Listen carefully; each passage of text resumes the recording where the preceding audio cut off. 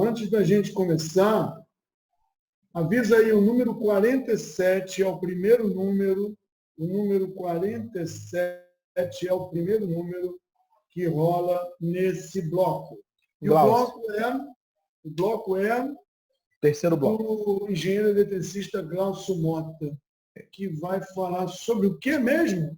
Sobre delimitação de zonas controladas por conta de um tal de energia incidente do arco elétrico. Glaucio, habilita você como apresentador e começa, você tem 20 minutos. Glaucio, é só você... Tá, como é que faz para passar o slide aqui? Então, tá aqui em cima como visualizar opções, aqui no seu Zoom. Oi. Tá como visualizar opções, não tá? Aqui em cima no Zoom. Sim. Uma barrinha. Então, você clica no visualizar opções e bota pedir controle remoto. Aí vai pedir lá, o Marcos vai autorizar. Pera aí. Mas é em cima isso? Tá. Você passa o mouse, vai estar escrito assim. Você está visualizando Marcos Posse Screen.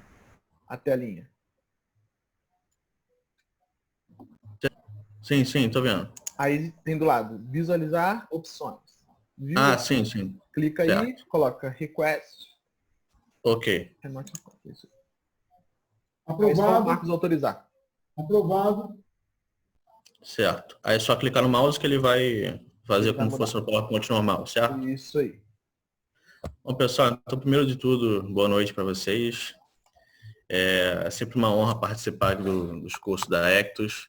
Algumas vezes eu participo como participante, outras sou convidado a também contribuir, né, com algum material. E agora, como o Marcos anunciou, vamos falar sobre o arco elétrico, que nessa revisão de 2020 da NR10 ganhou uma importância que nas revisões anteriores não tinha dado nenhuma ênfase, nenhum pequeno texto abordando esse fato. Mas acredito que com os acidentes que têm ocorrido durante esse tempo, todo um choque elétrico, acidente por proximidade, por quedas, e perceberam que o arco elétrico também é bastante importante nesse número de acidentes, né? Então, o nosso foco principal é essa delimitação da zona controlada e livre em relação ao arco elétrico.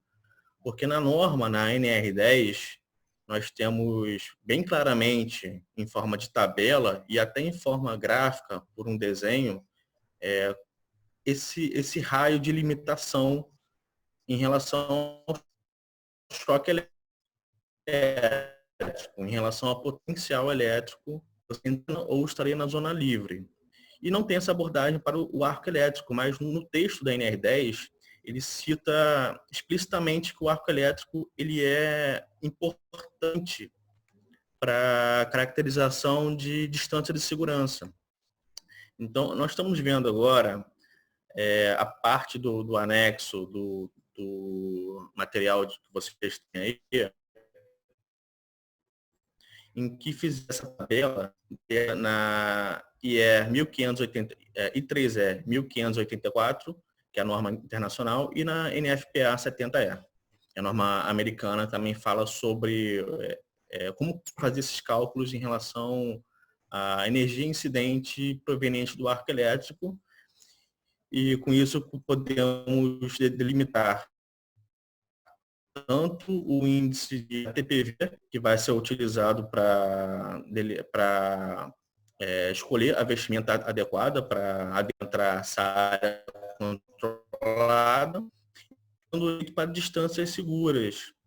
Qual é a distância segura que o trabalhador pode permanecer sem que não tenha nenhum risco de ter uma queimadura de segundo grau, que é a delimitação para você utilizar uma vestimenta adequada.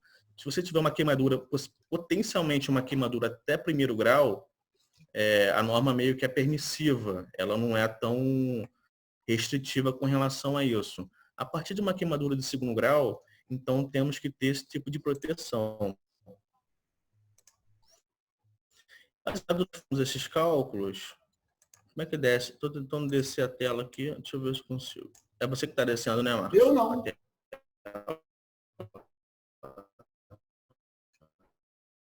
Márcio, dá uma olhada aí que está travando. Não estou ouvindo nada. A imagem Quer que eu dele desça? travou tudo. João, você quer que eu desça? Como é que desce? Por meio desse... dessa tela aí, Marcos, por favor. Tá legal.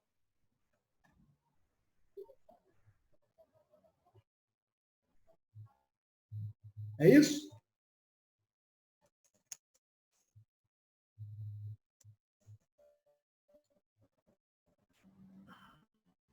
Tá bom isso? Em cima daquele cálculo que nós fizemos, as distâncias, tá bom, com as distâncias calculadas, então foi delimitado um coeficiente de segurança para ter essas definições de formas mais arredondada, né? Para não ter exatamente o cálculo ele é feito com base em alguns parâmetros. Esses parâmetros estão até mais embaixo. Então você calcula para ou frequências na rede de 50 Hz, ou de 60 Hz, ou para quadros elétricos, ou para centros de controle de motores. E para isso nós delimitamos somente, nesse caso, para quadros elétricos e para 60 Hz. Para isso também nós colocamos aí na primeira coluna, tem cada um dos disjuntores desses quadros elétricos, a proteção deles, a corrente nominal deles, e um curto-circuito que nós caracterizamos como 10 vezes a corrente nominal.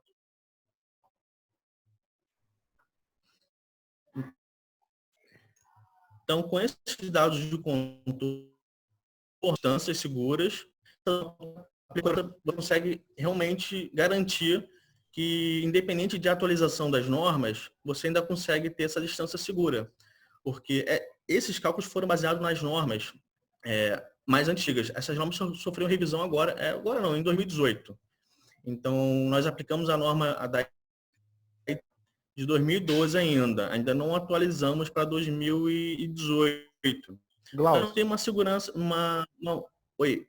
deixa eu te pedir um favor. Tem como você... É porque a banda fica muito carregada. Tirar o vídeo e ficar só com áudio. Tá. Deixa eu fazer aqui. Só para ver se a gente vai dar certo, porque o pessoal tá falando que tá falhando um pouco o áudio.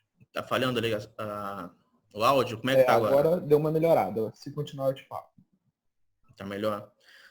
Eu vou continuar, se o pessoal quiser que eu volte depois para complementar, eu volto e fecho o raciocínio, tá? Então temos essa zona controlada. Nós podemos ver as classes de tensão aí de 220 volts, 380 volts e 440 volts, que foram os cálculos que fizemos. E a corrente nominal do disjuntor de 63 amperes até 4.000 amperes. Então, podemos ver que, por exemplo, para 220 volts, nós temos do 63 amperes do disjuntor a 400 amperes, a TPV não é aplicável, a distância segura foi normalizada para 1 metro de distância. Ainda em 220 volts, a partir de 2.000 amperes na corrente nominal do disjuntor, nós já verificamos que é necessário ter 1,5 metro de distância para ter uma garantia 100% segura de que, por um tempo de interrupção de 0,2 segundo, você não tem uma incidência de arco elétrico passivo de causar danos ou acidente. O Marcos, você consegue descer mais para a gente ver os dados de contorno que utilizamos?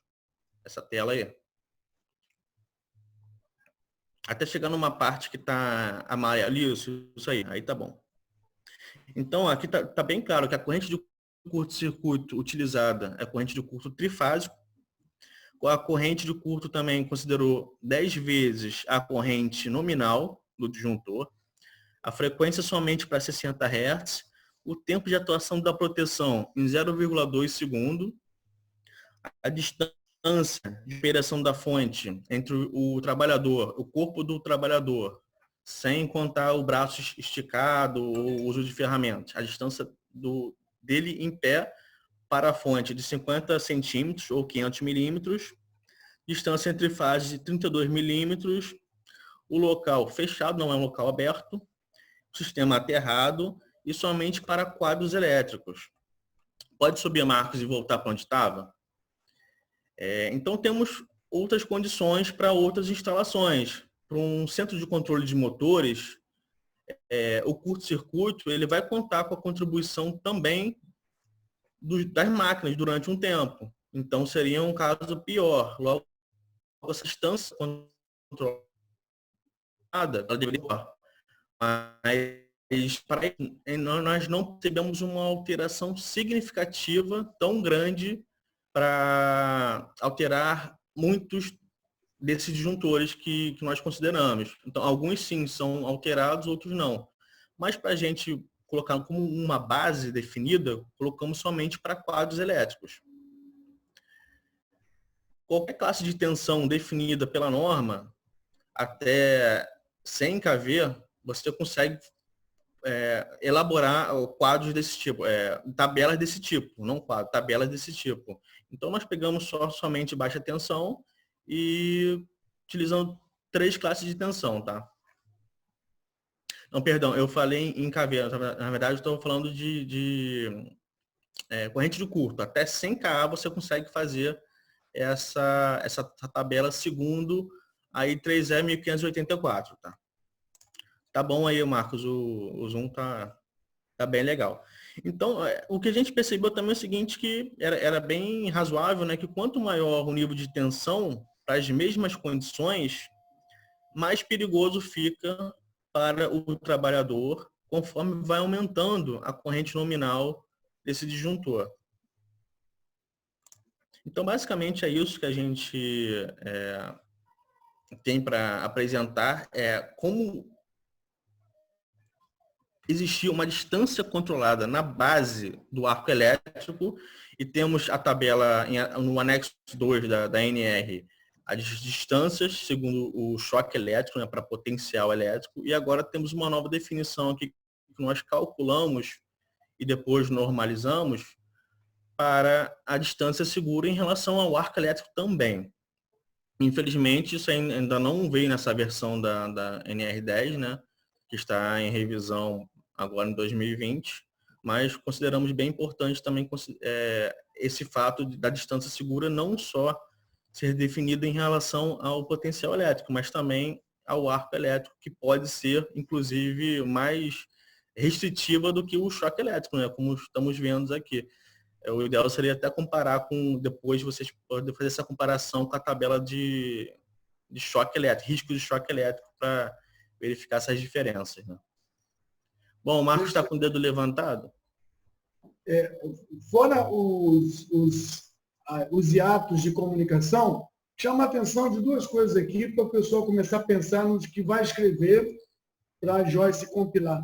Primeira coisa, vocês estão acostumados com essa figura aqui. Onde está a figura? Vocês estão acostumados com essa figura aqui. Essa figura aqui não é minha, não é do Igor, nem do Estelito, nem do Leandro. Essa figura aqui é da NR10. Estão vendo essa figura aqui? Essa figura é muito conhecida. Mas mais conhecida é essa figura aqui. Essa tabela diz o quanto o Mário Corona deve se afastar para não tomar um choque, para não ter um arco pulando no Mário Corona para dar um choque.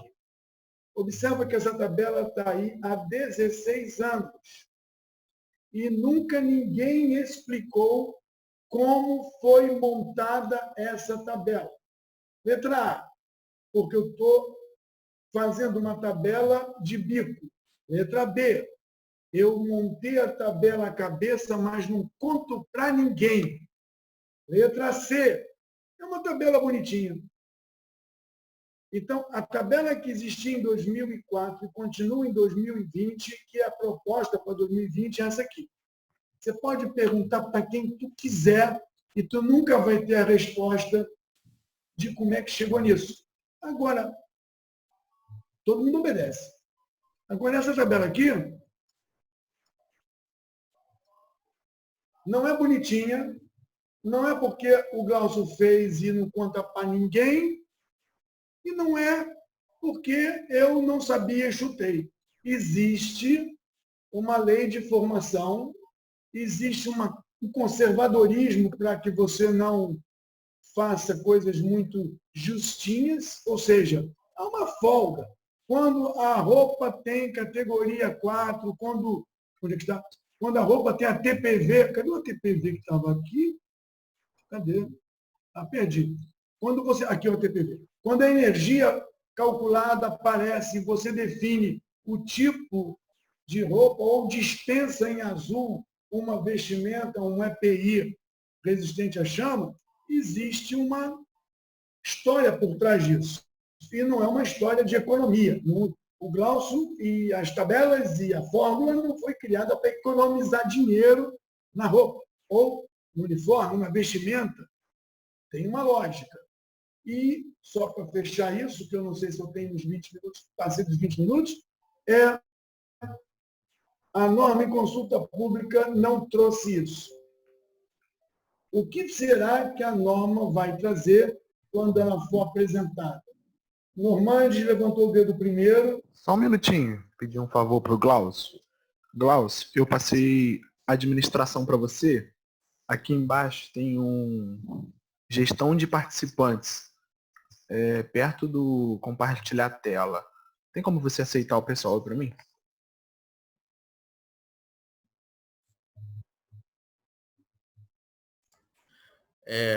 Gestão de participantes, estou vendo aqui, 20 participantes, 22 participantes. Então, não tem mais ninguém pedindo convite aí, não? Deixa eu ver aqui. É bem na parte de cima. Normandes prepara a sua formulação. 1 minuto. Mário não, é o Estelito prepara a formulação. 1 minuto. E mais alguém que anotar no chat que também prepara para a gente ser sucinto, porque deve ter muita coisa e não vai dar tempo. Ainda tem que falar com o CREA. Ou então faz mais rápido, Glaucio. Clica aqui no meu nome e me transforma em administrador de novo, que eu faço. Enquanto transforma e destransforma, Normande, fala rapidinho o que você tem a colocar.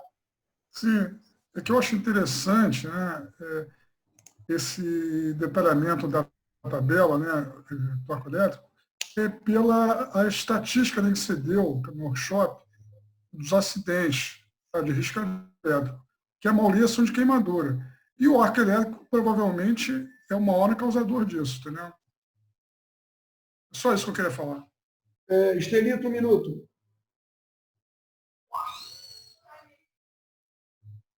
Não, a única coisa que eu queria falar é que quando você tocou no lance da distância segura para choque, eu pesquisei, isso aí veio de norma americana, veio do NFPA 70E, porém a tabela que está lá tem distâncias diferentes. Então, essa tabela realmente ela foi copiada de alguma referência estrangeira, tá? Sim, mas, mais uma vez, você consegue encontrar alguém que dê uma ideia, mesmo que seja a seguinte ideia. Pegamos uma tabela e aumentamos um pouquinho para dar mais segurança. Só isso. Eu tenho discutido isso com um amigo nosso em comum e ficar mastigando mingau não dá. Por isso que eu estou sendo decisivo. Posso ver para você, posso pesquisar isso sem problemas. Se você conseguir, vai ser $10 mil na sua conta. Mais alguém levantou o dedo aí? Deixa eu ver se aparece um comentário no chat. Glaucio, fala alguma coisa. Com relação à tabela, então, essa tabela que foi calculada foram segundo aqueles parâmetros que nós dissemos ali. Então, acho que nunca vai ter um lugar nenhum, ou é raro de ter exatamente com esses parâmetros. Esses parâmetros eles foram calculados segundo aqueles dados de entrada. Esses parâmetros envolvem motores? Não, o que estão apresentados não. Mas você pode como dado de entrada, dizer que são motores, e aí a tabela é Então, atualizada. essas tabelas que foram colocadas aí seriam adequadas para um trabalho numa instalação elétrica residencial, comercial, industrial, que não envolva motores, geradores, não é isso? Isso, somente para quadros elétricos. O que nós temos hoje é zero. Isso aí é uma tabela que não envolve motores. Se envolvesse motores, talvez os valores fossem mais cautelosos, correto? Correto.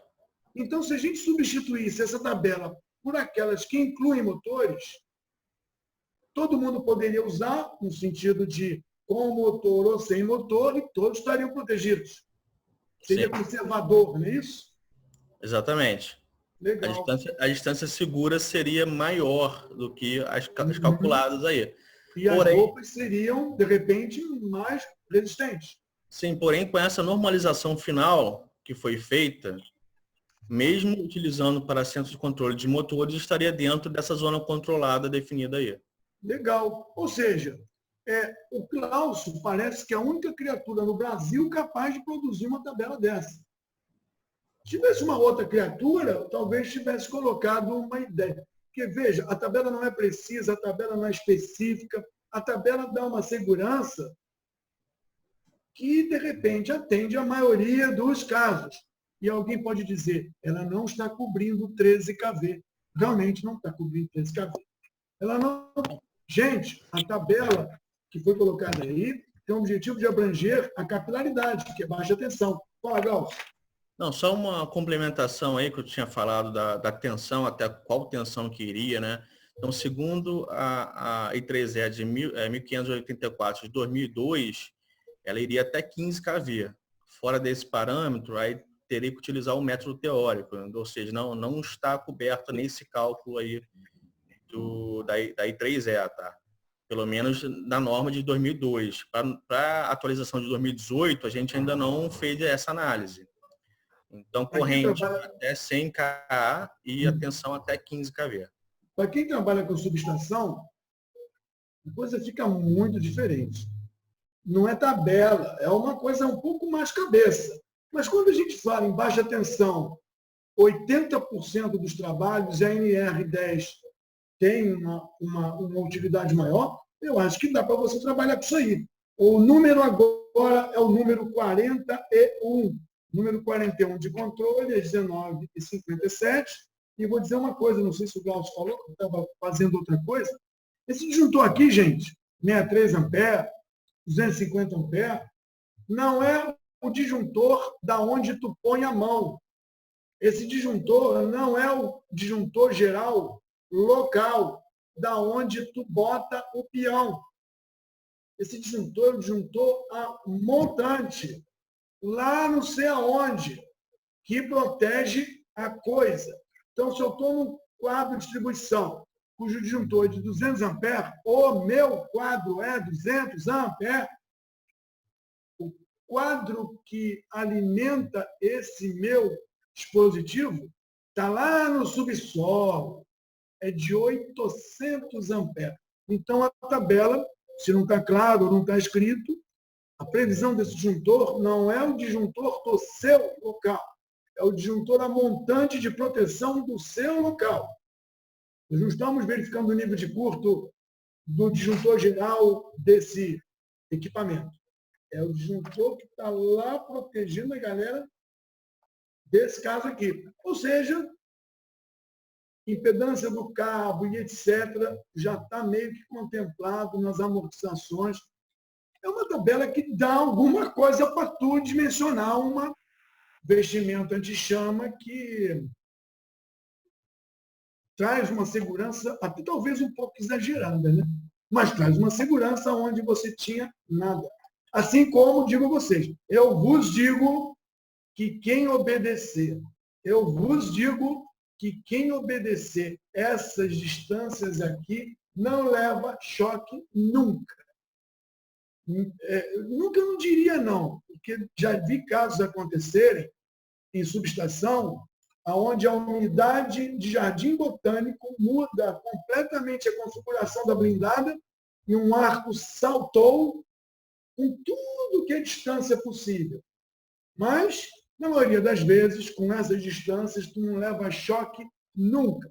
70 centímetros em zona livre e 20 centímetros em zona de risco, cara, tu está protegido pra caraca. De um choque 127, de um choque 220. Ok? Mas eu já falei muito. Quanto tempo nós temos, o Márcio, que eu tenho que passar para outro assunto? Vai entrar 10 minutos agora. Legal. Rapidinho, o nosso amigo participante lá do CREA, nós fizemos 4 perguntas para ele. E ele respondeu as 4 perguntas. Eu estou querendo achar cadê elas, né? Peraí. Ele mandou gravado em vídeo. Peraí. Tinha separado aqui, já não está mais separado. Peraí. Pronto. Resposta à primeira pergunta. Vê se vocês conseguem ver e escutar. Se não escutar, me avisa.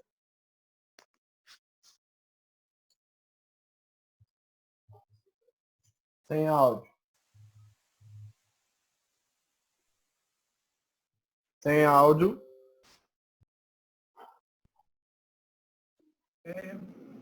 Sou pesquisador. Boa noite, amigos. Estou aqui representando o CREA, né? Algumas perguntas nesse congresso, né? Meu nome é Alexandre Mosca, eu sou membro da diretoria do CREA, sou pesquisador da Fundação Oswaldo Cruz, né? E vou tentar elucidar algumas coisas que vêm à tona nesse congresso para vocês. São 4 perguntas, né? A primeira pergunta, né? Deixa eu ver aqui no meu celular. A NR10 mantém sua redação proposta por profissional habilitado com registro em conselho e com CFT, tendo aumentado as competências de atuação dos seus associados. Qual a posição editada pelo CREA, Clube de Engenharia e outras entidades? Primeiro, a gente tem que esclarecer que essas mudanças nas NRs foram rápidas demais, não foram consensadas, apesar de ter perguntas, e a gente não sabe, no final, como isso vai acabar.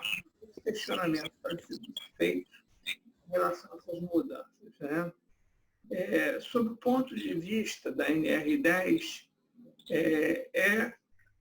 consenso da maioria que houve algumas evoluções, tá?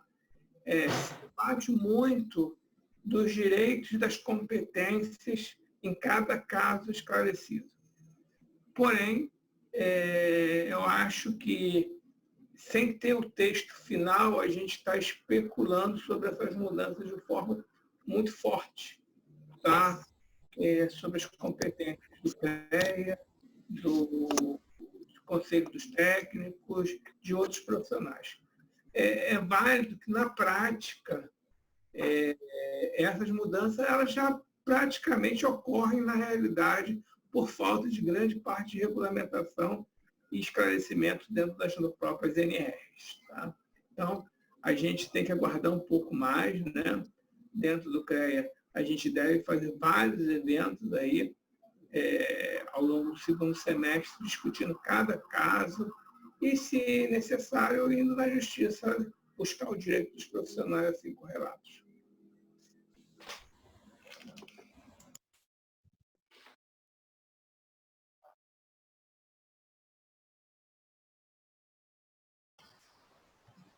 Tá mudo, Marcos.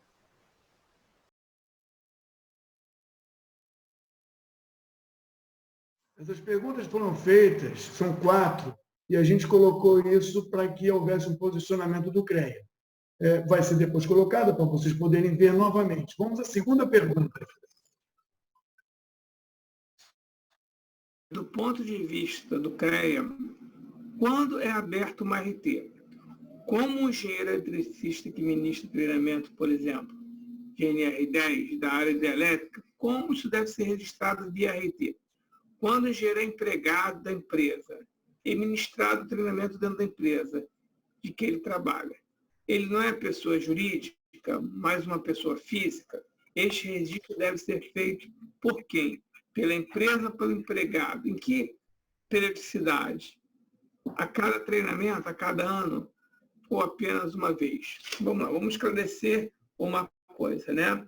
Você tem dois tipos de RT. Você tem a RT do contrato que você está executando.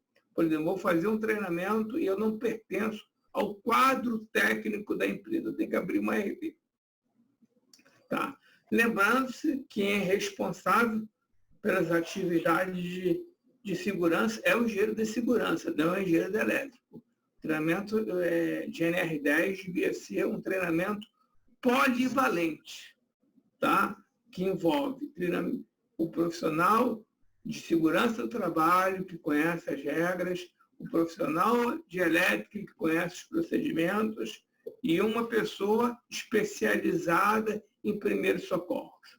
Tá? Então, a questão do eletricista dar o treinamento é questionável, né? É questionável, principalmente se a pessoa erra no primeiro socorro, nos primeiros socorros lá, e vai dizer o quê? Que o eletricista sabia disso, que era profissional habilitado, que especificou o EPI correto? Não. Então, essa é a primeira visão que eu acho que todo mundo tem que ter. A visão do profissional polivalente, né? Nessa questão da NR10. Segundo, ele é profissional da empresa, então ele pertence ao quadro técnico da empresa. Ele já tem uma RT feita e isso habilita ele lá dentro das competências dele, né? Executar os treinamentos e toda a parte que corresponde a isso. Lembrando novamente, né, que a NR10 tem várias facetas de segurança, de elétrica, de primeiros socorros, que você tem que primeiro visualizar a competência de quem está dando treinamento. Isso, aliás, é uma coisa que peca muito, porque alguns super-heróis, né, resolvem dar o treinamento inteiro, né? E lá na frente, ocorrendo um acidente, ele pode ser responsabilizado por isso. Tá? A questão da validade é a validade de 2 anos. Vamos lá, pessoal, agora respondendo a terceira e quarta pergunta.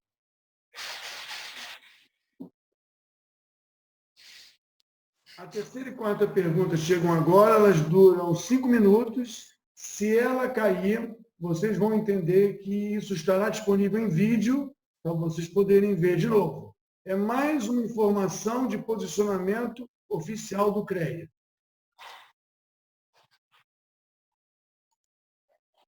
Pergunta, né? A terceira pergunta, a NR10, em sua revisão de 2020, coloca ênfase na prevenção de possíveis acidentes provocados pelo arco elétrico.